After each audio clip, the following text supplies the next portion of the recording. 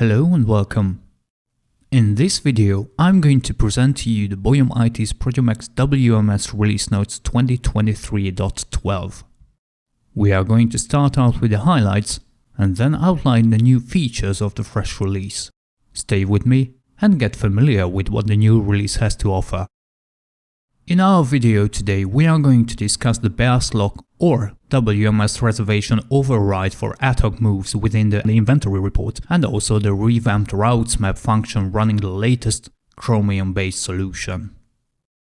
In the latest version of WMS, it is possible to move logistical units locked by BEARS or reserved by WMS now through the add-on as well, similarly to the mobile client, within the BEARS WMS integration. This feature solves such logistical issues as having to relocate a locked or reserved unit due to the physical location being full.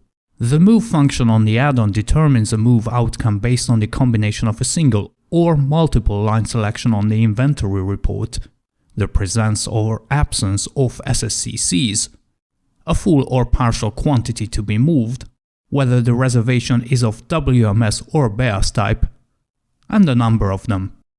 The routes map now uses a Chromium-based search engine for the fastest and most up-to-date route plan for transportation.